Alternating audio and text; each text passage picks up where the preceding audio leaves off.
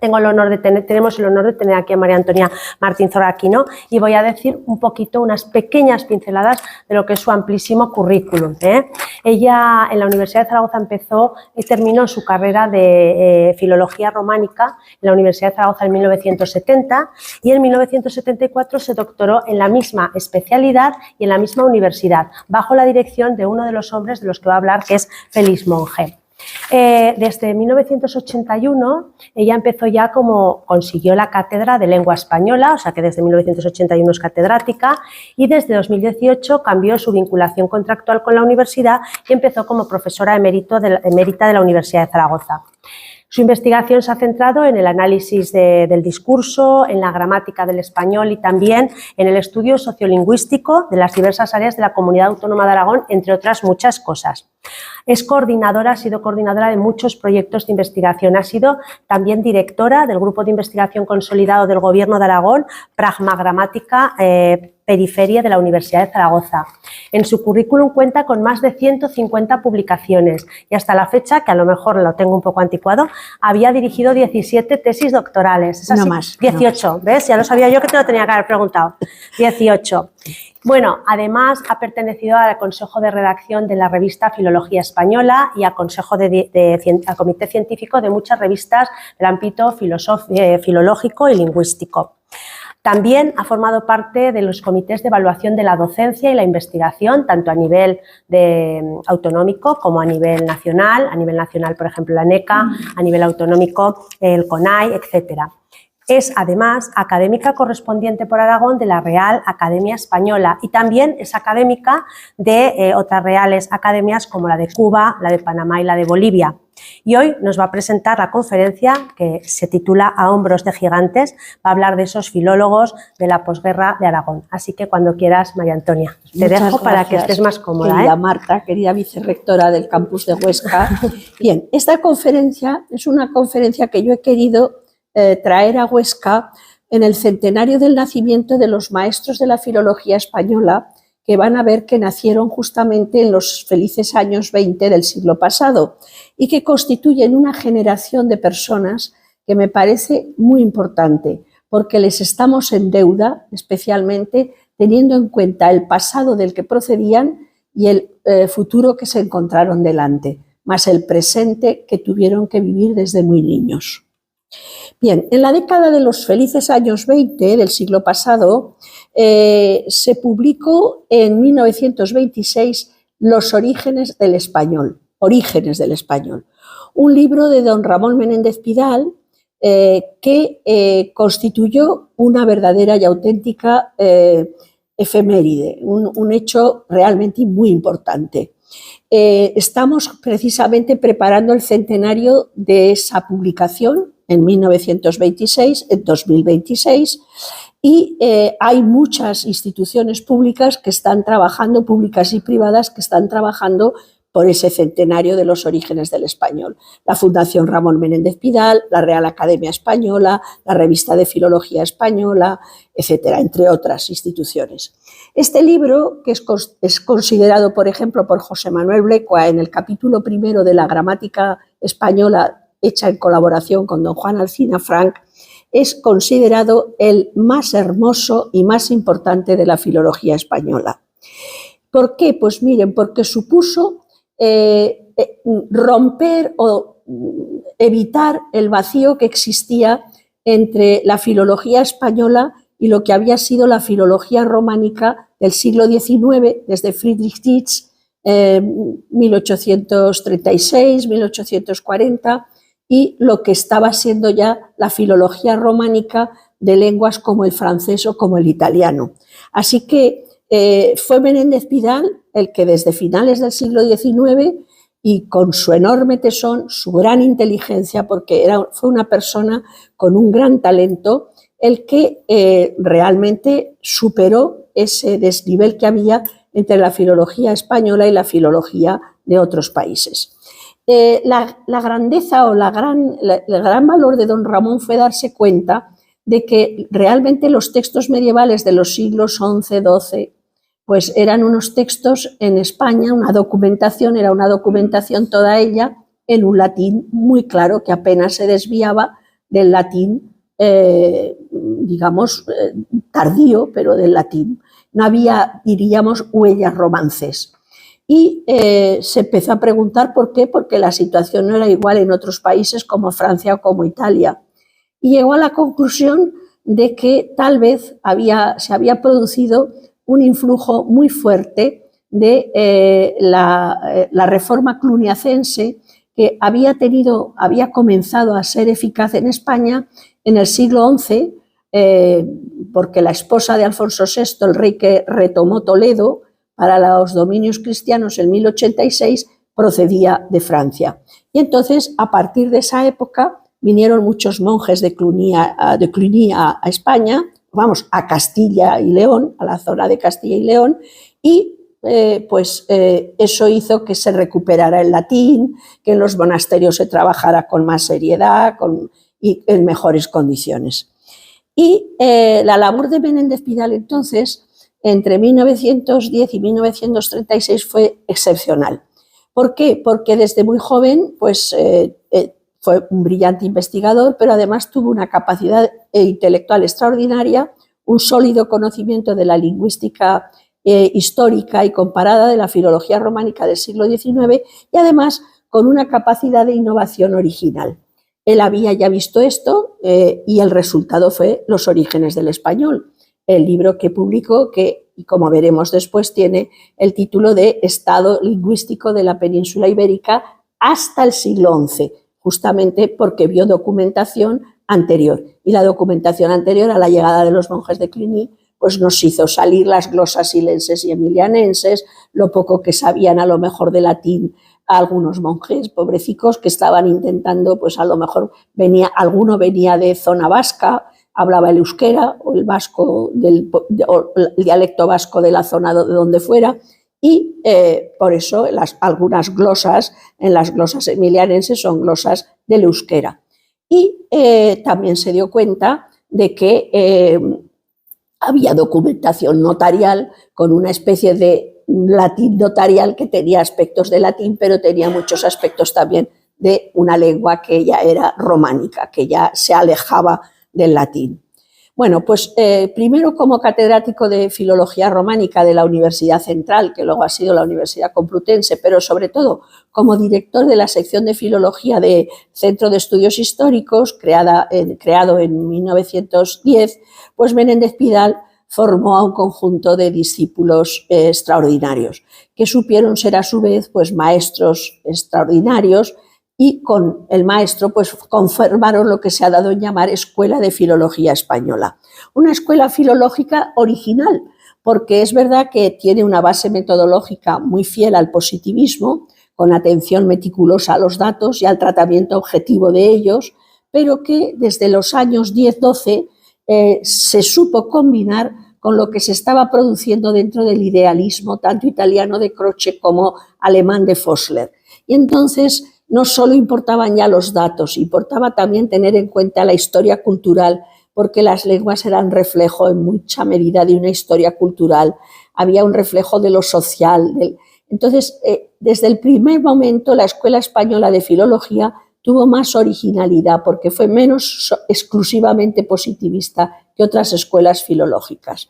Y los hombres como Américo Castro, Tomás Navarro Tomás, Federico Dionís, Dámaso Alonso, Amado Alonso, Samuel Giligaya, Rafael Lapesa, se formaron en torno a don Ramón, tanto en la Universidad de Madrid como en el Centro de Estudios Históricos, sobre todo en el Centro de Estudios Históricos, porque era en el Centro de Estudios Históricos donde don Ramón verdaderamente se entusiasmaba y les enseñaba a investigar en la documentación.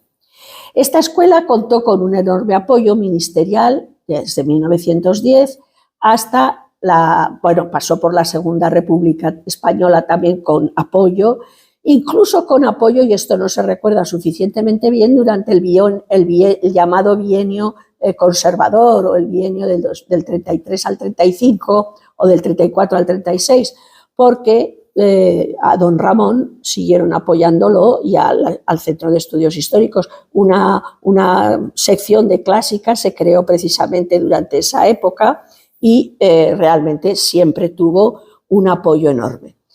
Ahora, todo eso se liquidó cuando llegó, sobre todo, el final de la Guerra Civil. Hasta 1939, pues aguantaron como pudieron. Se ha hablado mucho de la salvación del Museo del Prado y del envío de los cuadros del Museo del Prado a Ginebra, después de pasar por Barcelona, a Ginebra, y cómo luego fueron recuperados por España después de la Guerra Civil. Se habla menos de lo que supuso la conservación del tesoro patrimonial bibliotecario de España. Toda la Biblioteca Nacional fue protegidísima también y estuvo muy cuidada, con sacos terreros, con todo lo que hacía falta para que los libros no se perdieran y no desaparecieran. Entonces, pues Tomás Navarro Tomás, por ejemplo, que estaba en Valencia, le escribía a don Rafael Lapesa: anímese a hacer una historia de la lengua española, porque con ellas estamos también ayudando a los soldados que están en el frente, y él estaba enseñando a leer a los soldados del frente de Madrid, de Guadarrama. Entonces, pues fue una época, dentro de todo, que a pesar de la tragedia de la Guerra Civil, siguió funcionando. Pero claro, termina la Guerra Civil, hombre, no es que el Centro de Estudios Históricos desaparece, surge el Consejo Superior de Investigaciones Científicas, pero lo cierto es que muchos de estos maestros, grandes maestros, pues don Tomás Navarro Tomás, don Américo Castro, don Federico Dionís, Amado Alonso, que ya estaba en Argentina, ya no volvió, en fin, pues se marchó. Samuel Giligaya estuvo en México, el propio don Ramón, que estaba en Madrid casualmente porque su familia estaba en San Rafael, veraneando ya, pues en julio del 36 dijo: ¿qué hago yo ahora? Y entonces aún estuvo en Madrid un cierto tiempo, pero luego se marchó a Cuba, pasó toda la Guerra Civil separado de su familia, primero en Cuba, después en Estados Unidos y ya luego en Francia, porque donde terminó él fue en Francia, la Guerra Civil.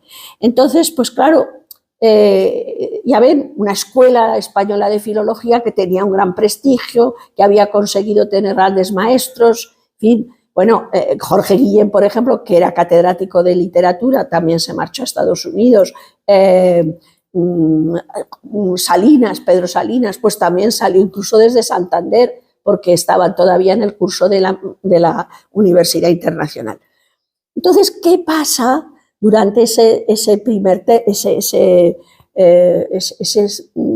tercio del siglo XX con la Escuela Española de Filología? Pues claro, hacen una labor extraordinaria. Se publica el Manual de Gramática Histórica Española de don Ramón en 1904, el Cantar de Mioci, Texto, Gramática y Vocabulario en 1908. Se funda la Revista de Filología Española en 1914, que manda don Ramón, lo manda a Tomás Navarro Tomás a Francia y a Alemania. Vaya usted, entérese bien de lo que están haciendo los laboratorios de fonética en Francia y en Alemania, y a ver qué revistas están haciendo, porque hay alguna revista que me gusta, de las que hacen en filología románica en Alemania, tal. Y vuelve Navarro Tomás y, de acuerdo con don Ramón, pues empiezan con la Revista de Filología Española.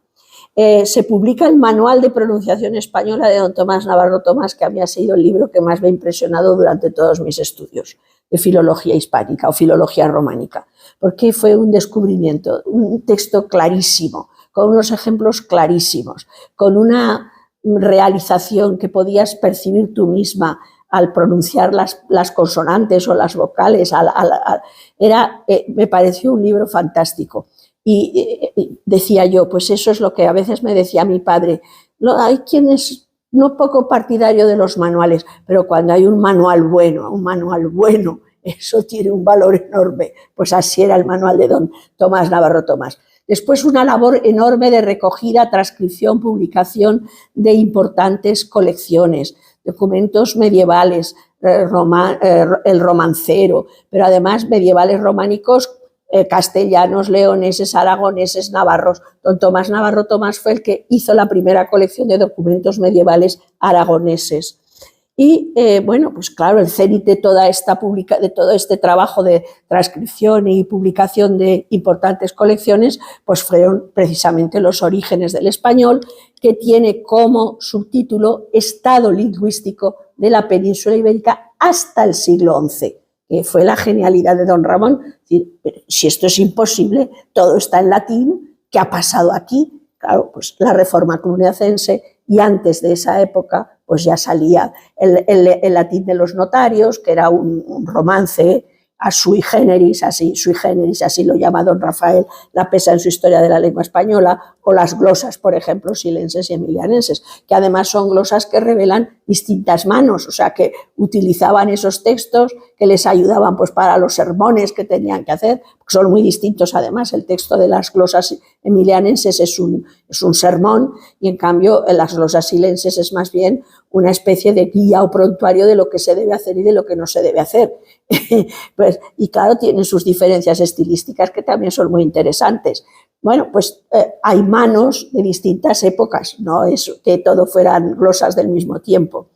Y pues todo esto también se hace por parte de la Escuela Española de Filología, pero también se comienza el Atlas Lingüístico de la Península Ibérica, o sea que hay trabajos de recopilación de documentación, trabajos de análisis y documentación de textos, como el Cantar del Cid, manuales de gramática histórica, manuales de fonética, revista de filología, pero además se comienza el Atlas Lingüístico de la Península Ibérica, también por parte de Navarro Tomás en 1919, que quería ser un atlas completo, ya actual, claro, de esos años. El Tesoro Lexicográfico de la Lengua Española, que era un intento de lo que es un tesoro, de recoger en un gran diccionario todos los diccionarios desde el castellano, pues desde la época ya de Nebrija, ¿no? Que es el que hace el diccionario latino, pero latín-castellano, pero que haya también pues, desde Nebrija en adelante, que luego es lo que se ha tratado de recuperar en el nuevo Tesoro Lexicográfico de la Lengua Española de la Academia, o en la obra magna que hicieron Lidio Nieto y Manuel Álvarez Querra como también tesoro de diccionarios desde antes de eso, desde la época de Nebrija hasta el diccionario de autoridades.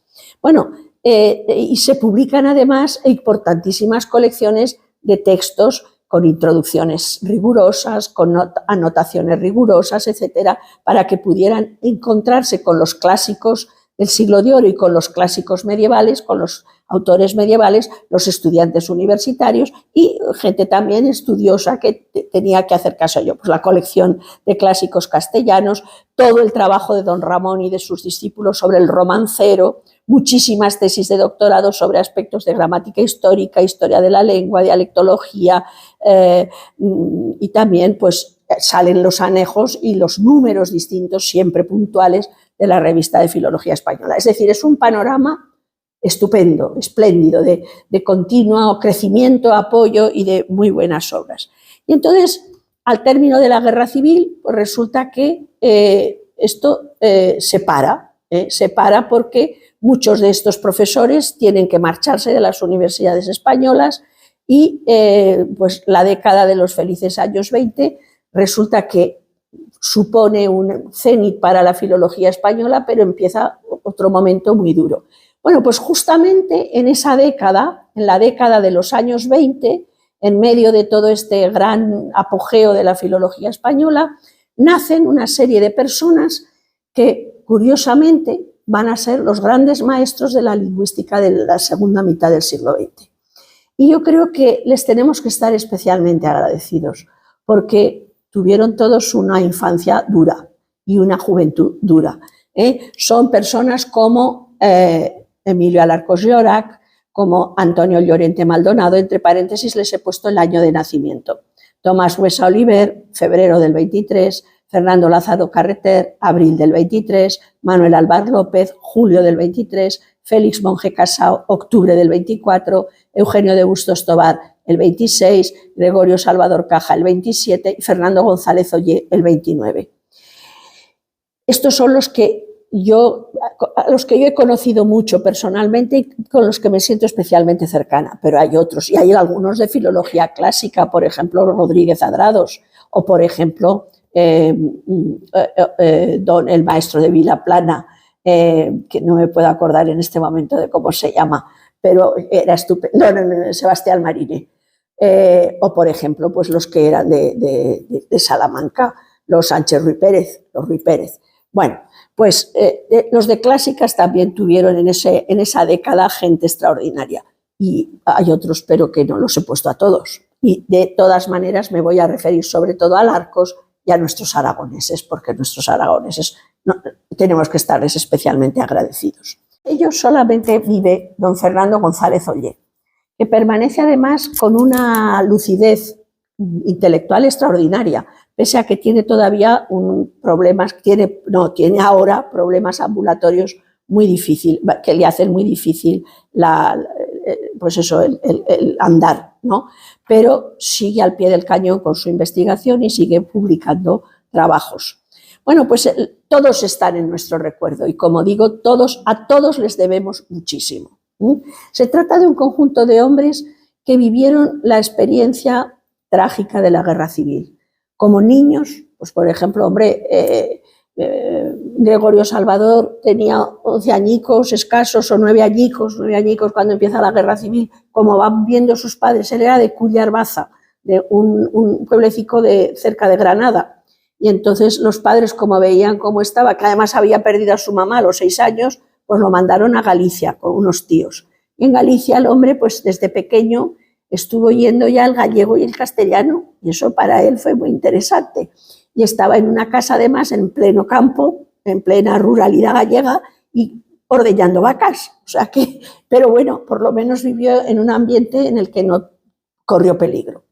Bueno, otros pues vieron muchas cosas. Fernando Lázaro Carreter contaba, por ejemplo, que había ido por la calle, por el Paseo de la Independencia o cerca ya del Colegio del Salvador, ya más bien en la zona donde empezaba el entonces Paseo de Sagasta, que luego fue Mola, y que vio a un hombre y se quedó horrorizado porque llevaba un cartel, iba entre dos guardias civiles o entre dos soldados y ponía: he matado a un cura, y fusilado. Eran unas vivencias terribles, terribles.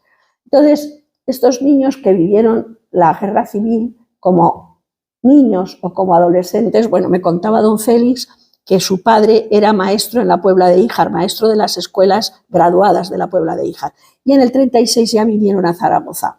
Claro, la casa del maestro y su casa se había quedado en la Puebla de Híjar, y estaba la foto de primera comunión de Félix, de don Félix monje.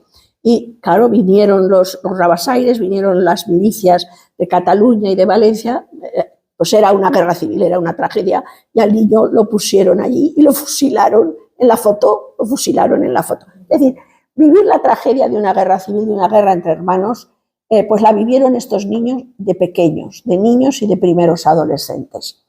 Y lo que incluso fue más duro, vivieron también sus primeros años, sus años de juventud, sus primeros años de jovencitos ya, pues de la primera posguerra. Y la primera posguerra pues coincidió con los años más crueles de la dictadura franquista, para que nos vamos a engañar, por la carestía, por las persecuciones, y además, cuando pensaban en lo que era la universidad, por la ausencia de muchos de los maestros que habrían podido admirar y con los que habrían podido aprender en la universidad.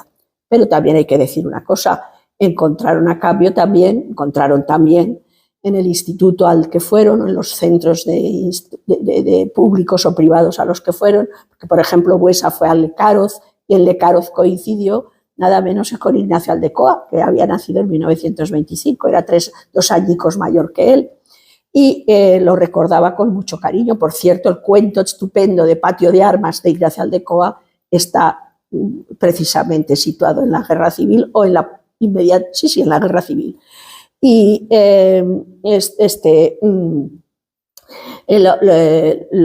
los demás pues fueron al Instituto Goya, los aragoneses.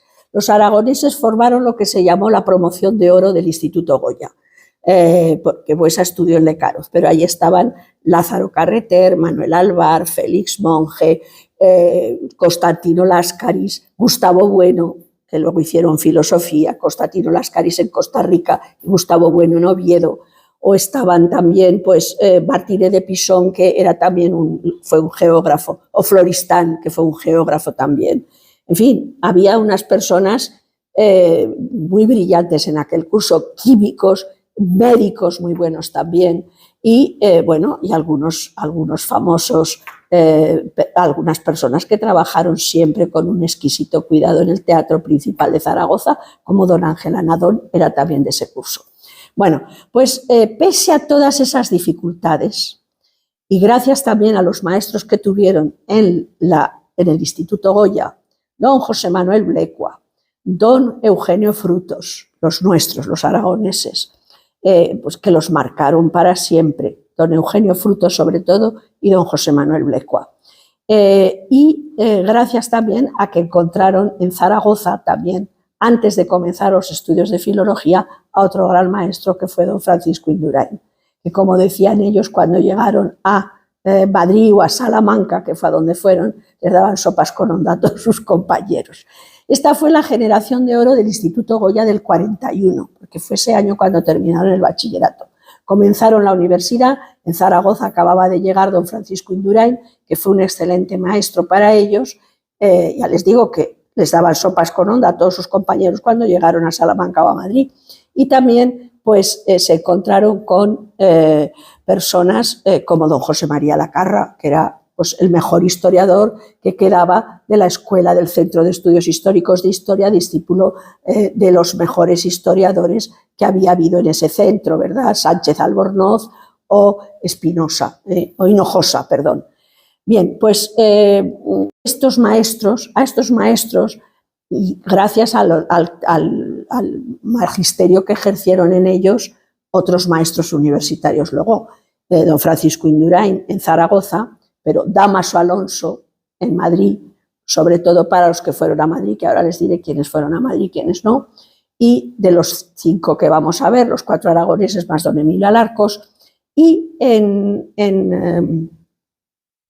Salamanca estaban don José María Ramos Los Certales y don Manuel García Blanco.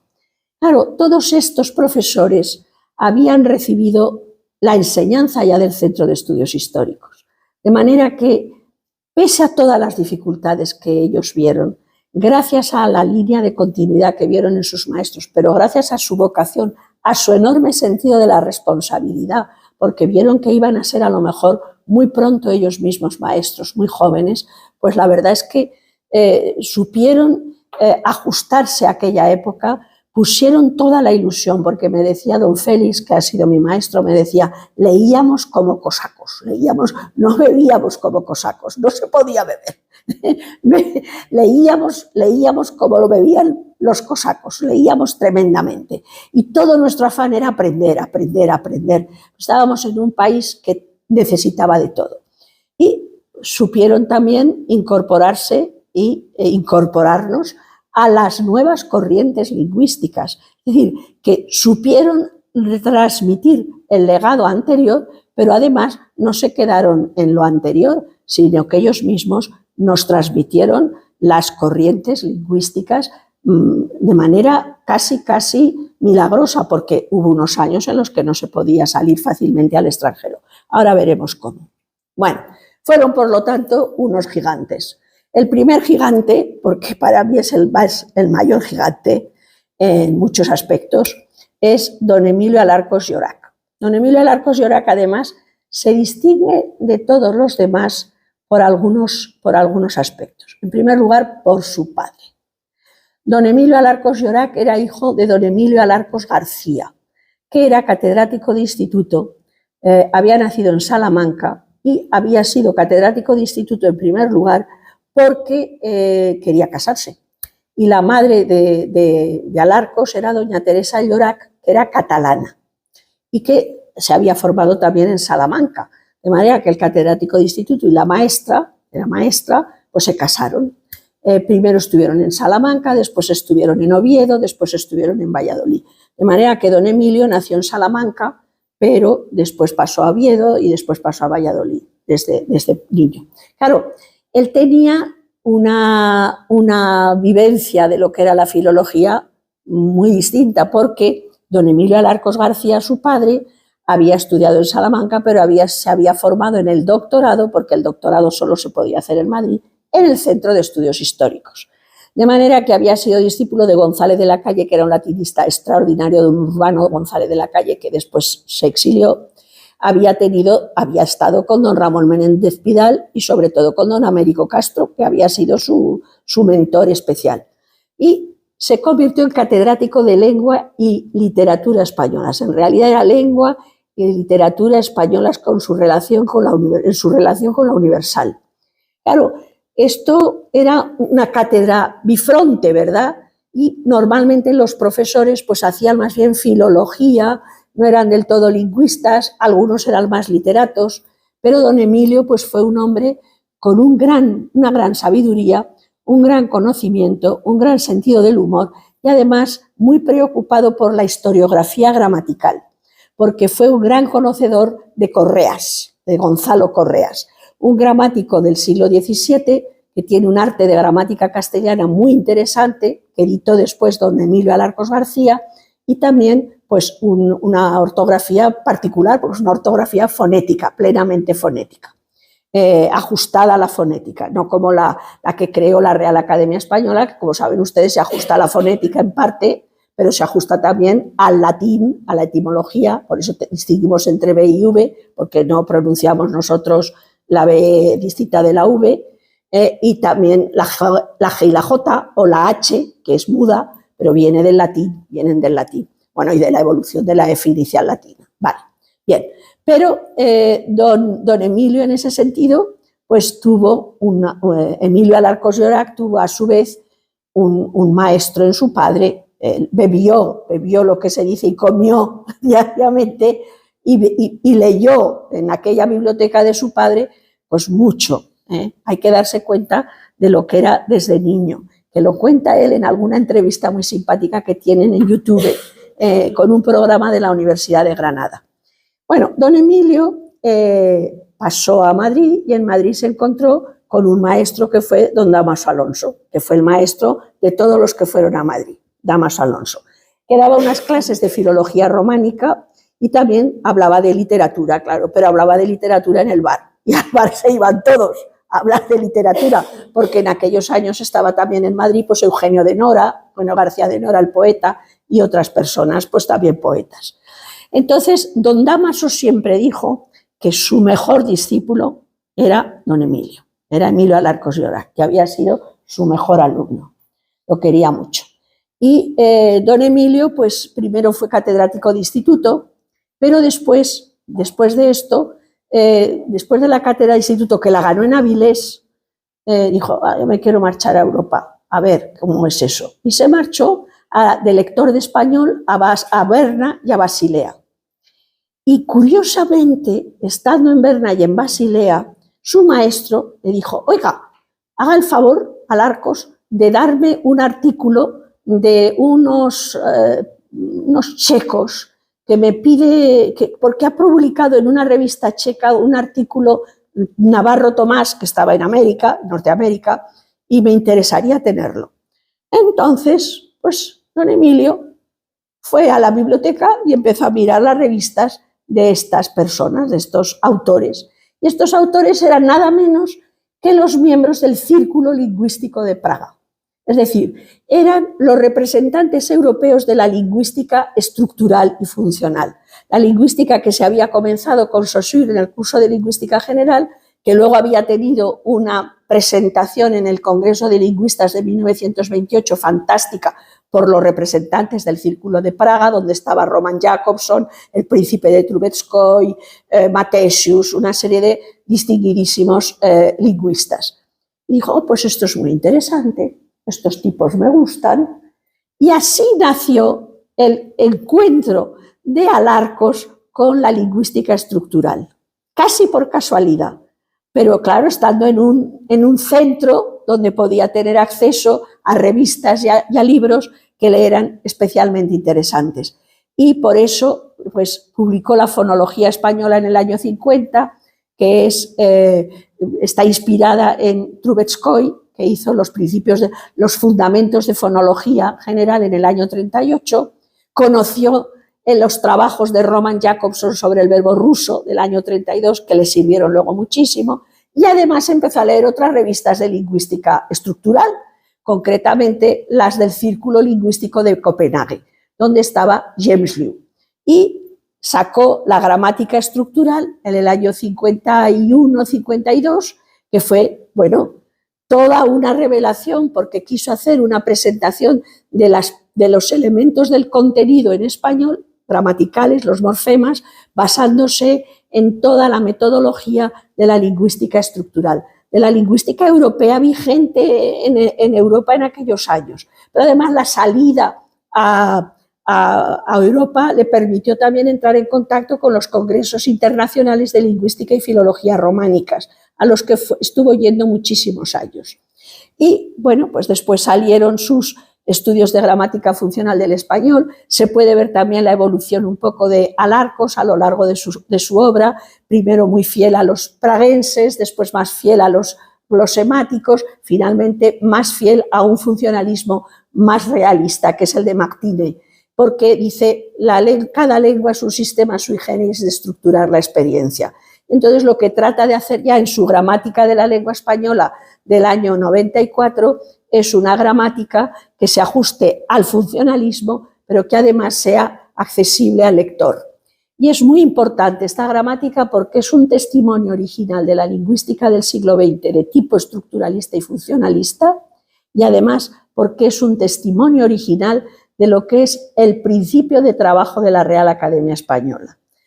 Luego no fue la gramática oficial de la Real Academia Española, pero él trató en esa gramática de cumplir precisamente cuál era la divisa más importante de la Real Academia Española al hacer una gramática. Enseñar a todo el mundo, enseñar a los niños, a los adolescentes, a los bachilleres y a la gente que quiera aprender gramática. Y escribió una gramática en ese sentido que es una maravilla de coherencia metodológica, de claridad lingüística y de claridad teórica y con un español precioso. Y además con norma, con orientaciones normativas, pero bastante amplias, haciendo comprender al lector por qué algo puede desviarse de la norma estándar y en qué medida puede ser de mayor o menor desvío. Pues hombre, no es lo mismo a lo mejor, o no se siente igual en una comunidad hablante, le vi a Pedro, o la dije a María en Madrid, donde puede ser mucho más extendido, que me se cae el boquero, por ejemplo, en lugar de se me cae el pañuelo. Bien, bueno, pues, nuestros gigantes aragoneses son especialmente importantes y les debemos mucho. Primero por esta situación en la que vivieron, ¿no?, que les he contado. Y después porque tuvieron infancias pues, más duras que la de Emilio Alarcos Priorac, en algunos casos, o más difíciles, porque tenían a lo mejor un contacto mayor rural, no porque eso sea negativo, ni mucho menos, sino porque hacía a lo mejor más difícil que pudieran estudiar o trabajar como trabajaba Alarcos, que es que tenía los libros en casa. Bueno, el primero de ellos es Manuel Alvar López, que no es el más mayor, porque los que nacen en el año 23 son por orden cronológico, don Tomás Buesa en febrero, don Fernando Lázaro Carreter en abril y don Manuel Alvar en julio. Pero los he puesto por orden alfabético. Por eso he puesto primero a Alvar, después a Buesa, después a Lázaro y después a Monge. Monge además es un año largo más joven que ellos, aunque no se notaba porque como era tan gordico, pues parecía más mayor, pero no, era el más joven de todos. Bien, don Manuel Alvar es una personalidad extraordinariamente apasionada por aquello que hacía. Y bueno, pues nació en Benicarló por casualidad, porque la abuela estaba allí, pero vino con 15 días ya a Zaragoza y vivió en la calle Aguadores, en el barrio de San Pablo. Fue a las escuelas primarias, anejas al instituto, y allí conoció desde pequeñicos a la que luego sería su mujer, Elena Ezquerra, y después pasó al Instituto Goya. Y fue discípulo queridísimo de don José Manuel Blecua y también después un discípulo queridísimo de don Francisco Indurain. Cuando llegó el momento de elegir universidad, estudios universitarios, pues se marchó a Salamanca. Claro, don Paco Indurain tenía verdadero cariño a Salamanca, porque él mismo había estudiado en Salamanca y además había vivido en Salamanca. Él se casó con una mujer zamorana, y entonces, pues claro, tenía verdadero cariño a toda la zona de León, Zamora y Salamanca. Bueno, entonces don Manuel Alvar se fue con don Tomás Buesa, Alvar y Buesa se fueron a Salamanca. Salamanca se encontraron con un aragonés que era historiador, pero era historiador también de la lengua, pero sobre todo historiador, que era don José María Ramos Los Certales, que ellos ya venían con una formación de Indurain estupenda, pero digamos que don José María Ramos Los Certales insistió en la formación latina, en la formación histórica, historicista, en el positivismo, etc. Y luego se encontraron también con don Manuel García Blanco, que era un catedrático joven y que se había formado también en el Centro de Estudios Históricos. Y Buesa y Alvar, pues verdaderamente en Salamanca fueron brillantísimos estudiantes, sobre todo Alvar. Y ya siendo estudiante ya empezó a pensar qué tengo yo que hacer con la tesis, cómo hago yo la tesis, dónde hago yo la tesis. Por supuesto, Zaragoza estaba siempre en su corazón y en su cabeza, porque además en Zaragoza estaba don Francisco Indurain y don José Manuel Brecua. Y claro, para él eran sus maestros. Entonces, pues dijo, pues yo la voy a hacer sobre el campo de Jaca. Y su tesis fue un primer trabajo de dialectología sobre el campo de Jaca. Hay que decir que muchos de los trabajos doctorales que se hicieron en los años 40 supusieron una continuidad con la Escuela Española de Filología, pero más en el terreno de la dialectología, lo que había hecho Tomás Navarro Tomás, todos los trabajos del Atlas Lingüístico de la Península Ibérica, más en ese terreno que en el terreno de la historia de la lengua o en el terreno a lo mejor de la lingüística a secas. Sobre todo esto fue una realidad en los estudiantes de Salamanca, de Oviedo también, de Santiago de Compostela y tal vez menos en los de Madrid.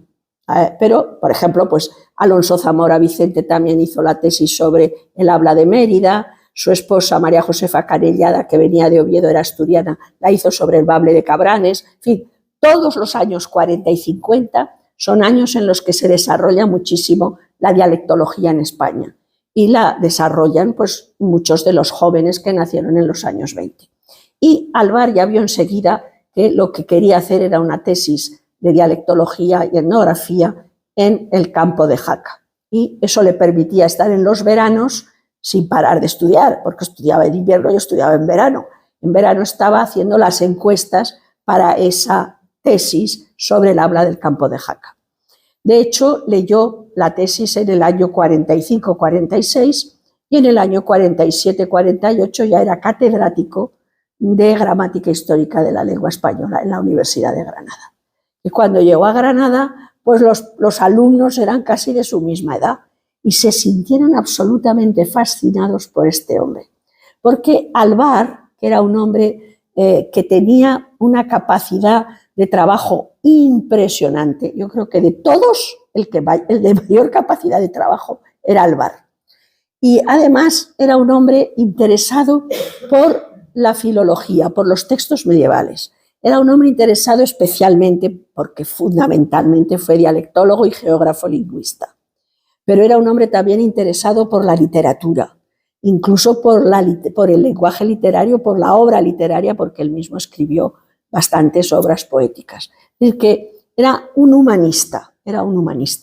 Y entonces, estando ya en Andalucía, además tenía otra característica muy importante, y es que era un verdadero líder.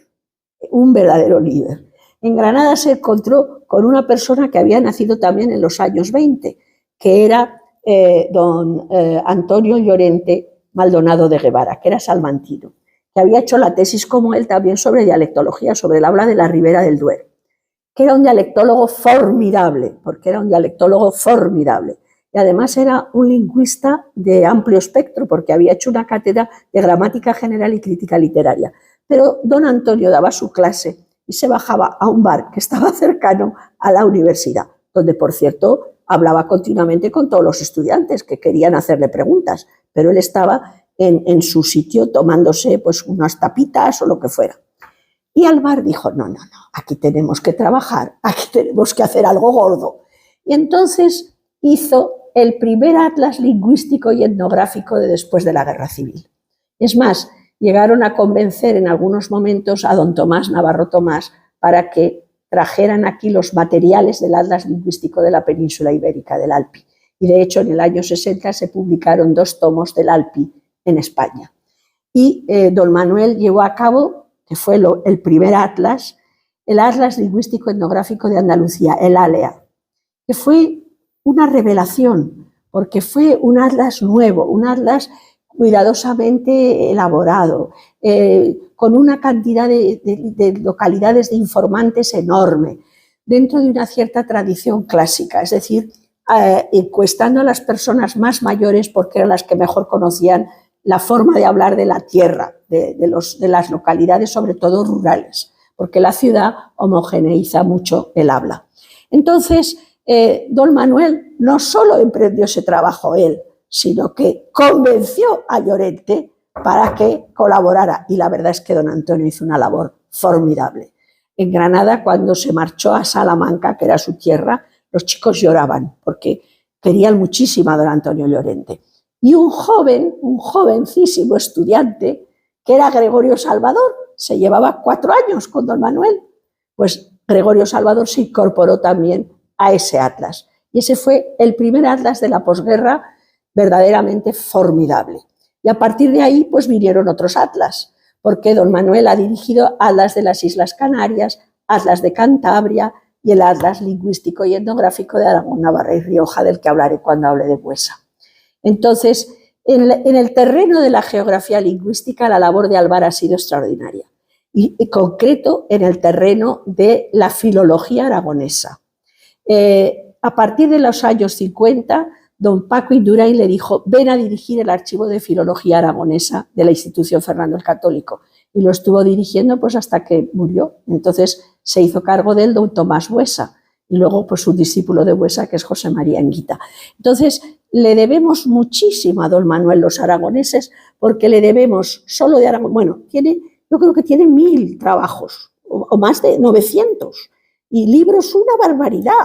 Él ha trabajado en filología, ha trabajado, porque ha hecho ediciones, por ejemplo, Santa María Egipciaca, ha trabajado también sobre el auto de los Reyes Magos, ha trabajado sobre lingüística histórica, sobre muchísima documentación, pero ha trabajado especialmente sobre filología aragonesa, y los aragoneses le debemos el dialecto aragonés el año 50, la dirección del Atlas Lingüístico y Etnográfico de Aragón, Navarra y Rioja, que son 12 tomos, donde colaboró también don Antonio Llorente Maldonado y colaboró también don Tomás Buesa. Ahí Buesa fue también un colaborador, coautor, se podría decir, esencial. Y tiene también un libro muy documentadísimo, que se titula Aragón, literatura y ser histórico. Y don Tomás Buesa, sobre todo, nació en Jaca, era una persona un aragonés, como decía él, yo soy jacetano, montañés, aragonés, doblemente español. Eso sí, no soy ni maño ni baturro. Era una manera de distinguir que la gente del llano, la gente de la tierra llana, pues es distinta de la gente de la montaña, siendo, como él decía, doblemente español, o sea, que todos juntos. Bueno, pues don Tomás realmente era, en primer lugar, un profesor que se formó en Salamanca también y que trabajó sobre el ayerbense, sí, sobre el habla de Ayerbe. Es decir, que si don Manuel hizo el habla del campo de Jaca, don Tomás trabajó sobre el habla de Ayerbe. Y su primer trabajo, su tesis, fue sobre el ayerbense, pero después ha sido una persona que ha trabajado muchísimo en 2 terrenos muy importantes, la filología aragonesa y el español americano, el español de América. Y haya sido una persona con una capacidad de creación de alumnos estupenda. Voy a decírselo, voy a explicárselo. Don Tomás terminó la carrera y, bueno, ¿y ahora qué hago? Pues le salió la oportunidad de ir a Colombia. y se casó con su mujer, con Carmen María del Carmen Gómez Parra. Carmina, una persona encantadora, también es licenciada en Filosofía y Letras, pero más bien interesada por la geografía y la historia. Y entonces se marcharon a Colombia y pasaron unos años en Colombia estupendos, porque estuvieron en contacto con la filología colombiana. La filología colombiana es excepcional, junto a la obra de Bello y junto a la filología mexicana. Chile, Colombia, Venezuela y México han dejado verdaderamente una escuela universitaria muy importante. Actualmente pues la siguen manteniendo, pese a todo lo que están sufriendo, pues por ejemplo en Venezuela, pero en Uruguay también ha habido, y en Argentina también fue muy importante la labor de Amado Alonso. Pero bueno, pues estuvo en Colombia participó en el Atlas Lingüístico de Colombia con el profesor Flores, estuvo muchísimo en contacto con el Instituto Caro y Cuervo, que es un instituto que está en una localidad que se llama Hierbabuena, muy cerca de Bogotá, y esa experiencia de América, el conocimiento del español de América, del español bogotano y del contacto con América, pues ya lo ganó para siempre. Entonces es una persona que ha escrito sobre indoamericanismos, es decir, sobre los indoamericanismos léxicos en español. Todas las voces que después del descubrimiento de América vienen procedentes de América a España. Y de entre sus discípulos ha habido dos especialmente dedicados al español americano. De una parte Juan Antonio Frago, que ha sido catedrático en la Universidad de Sevilla y que entró en el Archivo de Indias y sacó muchísima documentación americana que permitió poner mucho más claro y más nítido pues todo el proceso de la colonización americana y cómo se fue creando el español de América. Y después José María Enguita Utrilla, porque Frago hizo la tesis sobre toponimia del Valle de Huecha, porque él era de Magallón, pero José María Enguita la hizo ya sobre tema americano, sobre Fernández de Oviedo. Entonces, don Tomás ha sido el responsable de las enseñanzas de gramática histórica de la lengua española, de dialectología y de español de América en nuestra universidad. Y tengo que decir que el interés y el cuidado, la minuciosidad y la disciplina y el rigor con que ha formado a sus alumnos, a sus discípulos, es verdaderamente ejemplar. Y además hay que decir una cosa, es verdad que era un profesor tan exigente que sobre todo a las primeras promociones de filología románica pues no nos sentó tan bien que viniera de Sevilla, además, porque vino de Sevilla, después de Colombia sacó ya su plaza de profesor en Sevilla. Y estuvo en Sevilla varios años. Cuando vino a Zaragoza en 1969, pues Zaragoza era una birria al lado de Sevilla. Claro, nosotros decíamos, bueno, eso de que somos una birria. A mi promoción le dijo, ustedes sí que ya no tienen salvación. Porque claro, nos dio clase en quinto, no nos dio clase en cuarto ni en tercero. Y ustedes ya no tienen salvación. Dijimos, pues, ¿qué le vamos a hacer? Algo tendremos que hacer para salvarnos. Los de tercero ya tuvieron todas las clases. La tercera promoción ya tuvo todas sus clases y la segunda promoción por lo menos tuvo la gramática histórica de la lengua española 2, que era ya pues una preparación. Nosotros solo la dialectología. Con la dialectología casi nos volvió locos. Pero en fin, no, reconozco que formó muy bien a sus discípulos y ha formado muy bien a sus discípulos, los doctorandos, a los que les ha dirigido la tesis doctoral, y lo que ha sido muy impresionante es ver el cariño y la admiración que este grupo de discípulos ha sentido por él. Rosa Castañer, José María Enguita, María Luisa Arnal, Vicente Lagüens, son todos unos magníficos profesores y son todos unos discípulos tremendamente cariñosos y agradecidos siempre a la memoria de Buesa. Autor con Manuel Alvar del Atlas Lingüístico y Etnográfico de Aragón, Navarra y Rioja. Él es autor de una tesis doctoral sobre la yerbense y una colección de sus principales trabajos ha sido publicada por la Institución Fernando el Católico de Zaragoza, Estudios Filológicos Aragoneses, en 1989, que es un año después del que se jubiló, porque a don Tomás le tocó jubilarse como a don Félix más pronto, por lo que hicieron con la ley de reforma universitaria. y luego ya pues volvieron a la universidad. Bueno, después tenemos a otro gigante aragonés que es don Fernando Lázaro Carreter.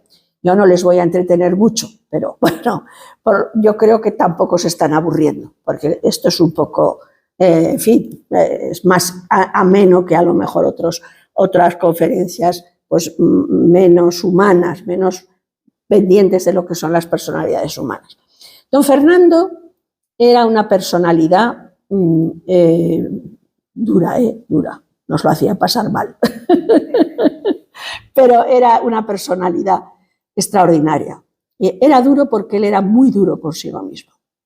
Don Fernando nació en Magallón y era de una familia magallonera. Vamos, nació en Zaragoza, pero era de familia magallonera y está enterrado en Magallón.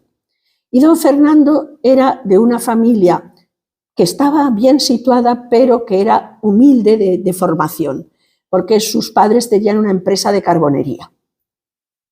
Entonces, también fue al Instituto Goya desde pequeñito, desde el ingreso de bachillerato, y era una persona con un afán de superación, con un talento y una capacidad también de percepción rápida. Era muy rápido y era muy agudo, ¿saben?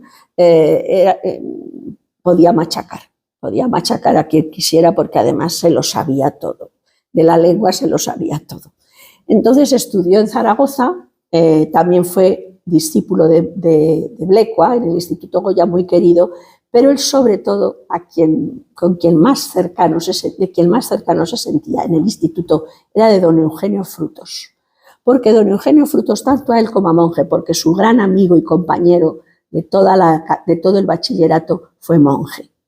Para que vean cómo eran estos chicos, Alvar tiene un libro precioso que se titula El envés de la hoja, publicado en la Institución Fernando el Católico, y es un libro de recuerdos, como diciendo, por un lado la hoja es mi trabajo de dialectólogo, y entonces pues yo tengo también un envés de la hoja, que es que como dialectólogo, sobre todo como historiador de la lengua, etcétera, he tenido contacto con realidades humanas muy interesantes. Y entonces, pues lo mismo habla de experiencias en Leticia, que es un pueblecito por el Amazonas, para hacer encuestas y para descubrir cómo es el español en aquella zona, que habla de los atlas que ha hecho, que habla de personas que ha conocido y le han impresionado mucho, como por ejemplo Mosén Feliciano, que era el párroco de Banaguas, un pueblecito del campo de Jaca, o habla de sus compañeros de instituto. Es de lo primero que habla, porque habla de Instituto Goya, el primer capítulo del envés de la hoja. Y entonces dice, éramos todos unos chicos muy brutos, brutísimos. Nos pegábamos patadas, jugábamos al balón, nos hacíamos chichones, de todo. Todos, menos aquel grandullón gordo, siempre inmaculado, siempre bien vestido, siempre limpio, pulcro, que un día cuando lo tiramos, porque tenía tal mala idea que lo tiraran al suelo, se levantó y nos dijo muy serio, ¿no os dais cuenta de que soy muy grueso y podría haberme hecho mucho daño? Esto no lo debéis hacer. Espero que siga siendo tan bueno como era entonces y que se siga llamando Félix Monje. Entonces, ya está claro que Monje era el gordicó de la clase, y el más bueno, era buenísimo. Pero don Fernando y todos estos eran bastante traviesos.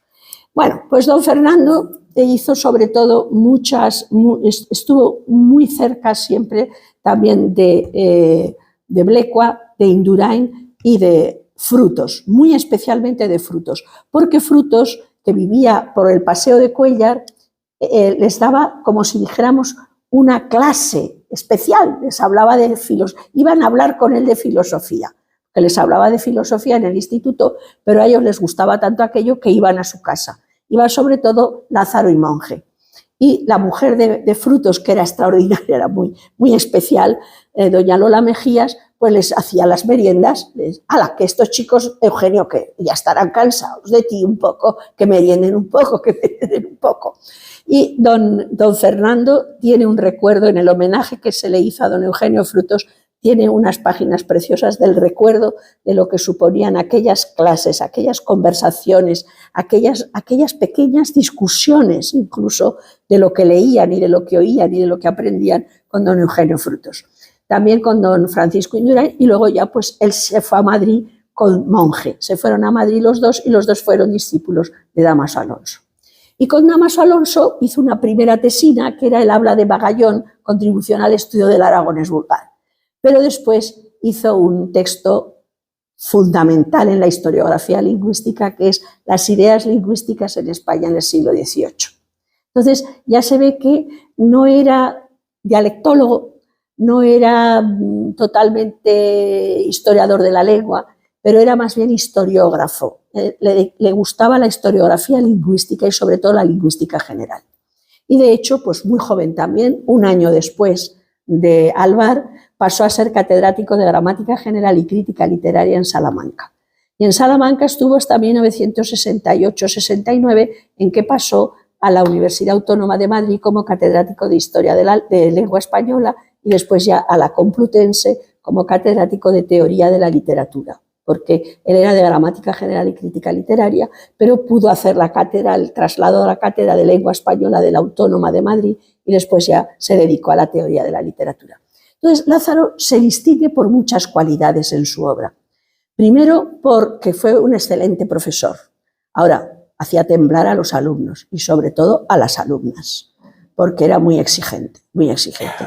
Y además, pues un tanto misógino, ¿para qué vamos a engañarnos? A mí me las hizo pasar canutas en mi oposición, porque era el presidente. Yo veía aquellos 7 toros y decía, qué horror, pero veía al presidente y aún temblaba más. Pero bueno, mi hermano en cambio me decía, pero si has sido extraordinario, si te han dado la plaza, ¿qué más quieres? Nada, unas personas extraordinarias. Yo, madre mía, con las caras que ponía este hombre, Yo le decía, no, yo como Juan Ramón, como los poetas jóvenes cuando decían que no iban a ver a Juan Ramón Jiménez porque les daba miedo, yo tampoco podría verle a usted porque me da miedo. Por un verso de Juan Ramón, ¿qué hubiera dado yo?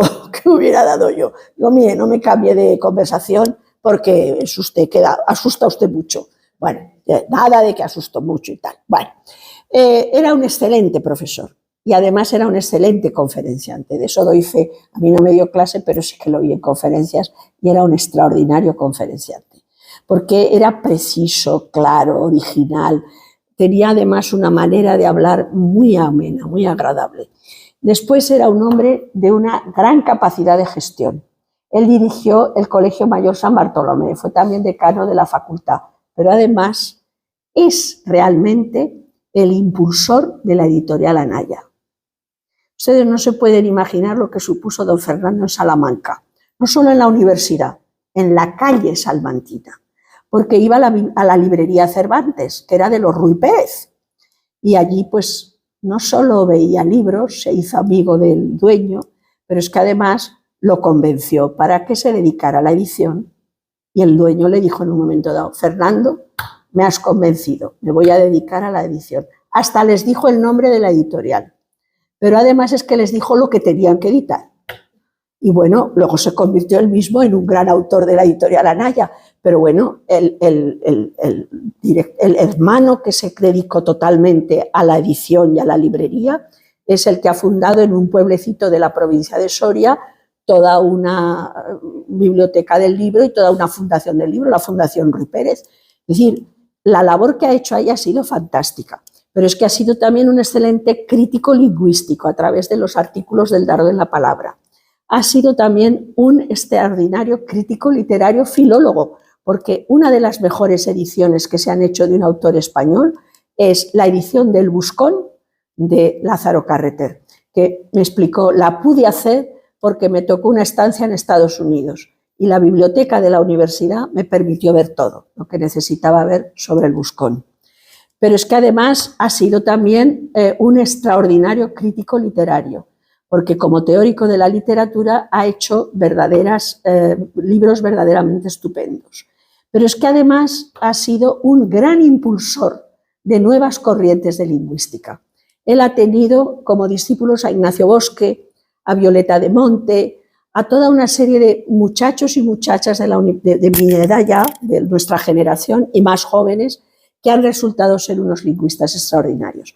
Él ha sido el que ha impulsado la gramática descriptiva de la lengua española del año 99 en 3 volúmenes. Y él ha sido el gran director de la Real Academia Española, que impulsó la capacidad económica de la Real Academia Española con la creación de la Fundación Pro Real Academia Española y que también ha determinado la publicación de la nueva gramática de la Real Academia Española, de la lengua española, que supone ponernos al frente de todas las gramáticas de las lenguas modernas, del inglés, del francés, del alemán, del italiano. Todos están ahí ahora detrás de nosotros, detrás de nosotros. Es decir, ha sido una personalidad de líder también distinto de Alvar. Alvar era mucho más la familia de los dialectólogos, de los que trabajamos en los atlas, pero ha sido también verdaderamente un gestor de mucha envergadura. La edición de Quevedo, los estudios de poética, la obra en sí, y de poética y poéticas, los estudios de lingüística en Barcelona y El dardo en la palabra como colección de artículos suyos. Pero podría, como en el caso de Alvar, podría haber puesto muchas más obras. Llegamos al último profesor, el último gigante, tal vez el menos conocido o el menos porque era un hombre que era voluntariamente gris. Yo le decía a don Félix, pero si siempre va de gris o de marrón. Y me decía, sí, no quiero no quiero darme a entender, quiero pasar desapercibido. Y bueno, era una manera de estar en el mundo, muy inteligente por otra parte también. Fue una persona que tuvo verdadero y auténtico horror a cualquier cargo político o a cualquier cargo de relumbrón. Le ofrecieron ser secretario general de la universidad en el rectorado de don Justiniano Casas. Le ofrecieron ser decano de nuestra facultad muchísimas veces, porque la verdad es que lo apreciaban y lo respetaban tanto las gentes de historia como las gentes de geografía y los de filología francesa, inglesa, etc. Nunca quiso ser nada, más que director de departamento. Eso sí, lo de la dirección del departamento no se lo podía quitar nadie.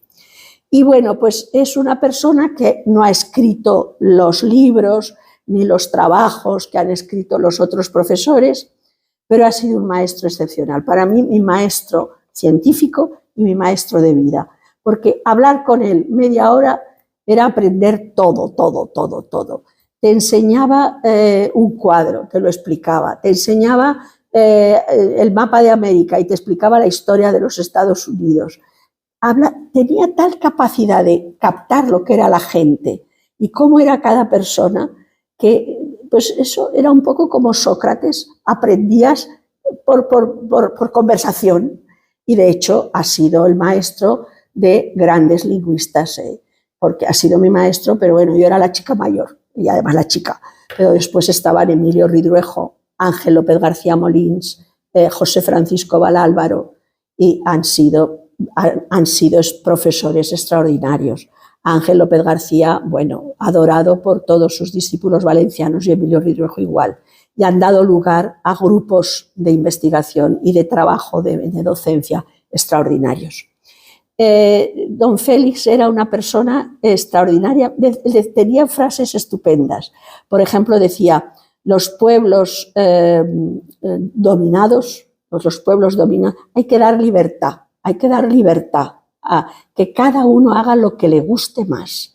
Claro, pues allí nos juntábamos, por ejemplo, gentes muy distintas, porque ahí estaba yo, estaba Emilio Ridruejo, estaba Ángel López García, que pronto se marchó a Valencia, Emilio también se fue pronto a Valencia, estaba Pepe Val, pero estaba Tú Blesa, y Tú Blesa pues era muy distinto a todos nosotros. Sin embargo, cajaba perfectamente. Después estaba Paco Hernández, que también era muy distinto, porque como decía María Rosa Fort, es un guerrillero. Y pues nada, él era la libertad. Y decía una frase fantástica, los pueblos sometidos son viles. Entonces hay que dejar libertad para que cada uno haga lo que quiera, lo que le guste más, que haga lo que quiera estudiar. Tú Blesa, por ejemplo, hizo una tesis sobre las causales, pero luego se dedicó totalmente a la literatura, a la teoría literaria, a la crítica literaria e incluso a la creación literaria, porque él es creador literario. De manera que es el último del que puedo hablar, no quiero entretenerles más, pero es una persona que ha dejado algunas obras, sobre todo en forma de artículos, estupendas. Por ejemplo, es autor de un excepcional estudio sobre las frases pronominales en sentido impersonal en español, con sentido impersonal en español, que publicó en el Archivo de Filología Aragonesa en el año 55. Él estuvo muchísimos años en Suiza. Estuvo desde 1953 hasta 1966 en la Universidad de Zúrich. En la Universidad de Zúrich llegó a ser Privatdozent, es decir, tenía ya la habilitación para haber podido ser catedrático de Zúrich. Pero en el año 66 se quiso venir de nuevo a España. Después es autor de un importante trabajo sobre la Dorotea, porque también fue discípulo de Dámaso Alonso. Y le dijo a Dámaso Alonso: yo quisiera hacer la lengua, usted ha hecho la lengua de Góngora, a mí me gustaría hacer la lengua literaria de Lope y sobre todo del teatro lopesco. Bueno, me ha costado mucho la lengua literaria de Góngora, menudo lío te vas a meter.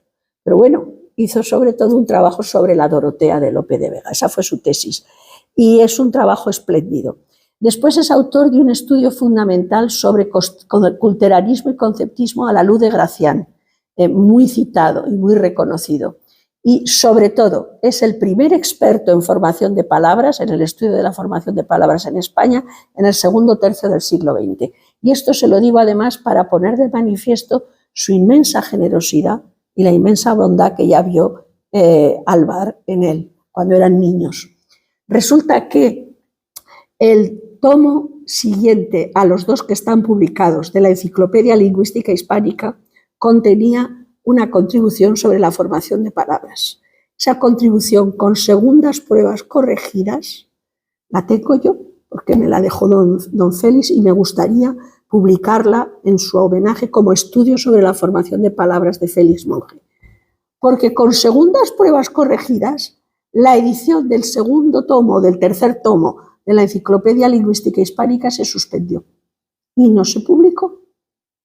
No se publicó y él no ha publicado ese trabajo inmenso y cuidadosísimo sobre la formación de palabras de los años 60. Claro, después decía, yo ya no puedo publicar esto, ¿pero por qué no? Pues porque está toda la formación de palabras de la lingüística generativa y de la semántica generativa y yo ya ahí no entro. Y entonces, pues ahí se quedó. Pero nunca se enfadó con nadie, por supuesto, ni con el responsable de la edición del tomo de la Enciclopedia Lingüística Hispánica, ni con ningún otro profesor. Bueno, pues en fin, en conclusión, los 5 lingüistas que hemos recordado nos han llevado, gracias a su magisterio y a la proyección de su obra, a hombros de gigantes, porque verdaderamente pues, supusieron la continuidad con lo anterior y la incursión o la incorporación a lo que eran las corrientes de lingüística del mundo moderno. Vamos, que no perdimos ningún tren. Si Alarcos es el lingüista español más destacado de la segunda mitad del siglo XX, los maestros aragoneses han sido reconocidos en sus respectivas especialidades como filólogos, lingüistas, teóricos de la literatura, dialectólogos, historiadores de la lengua, como eximios, insignes y expertos.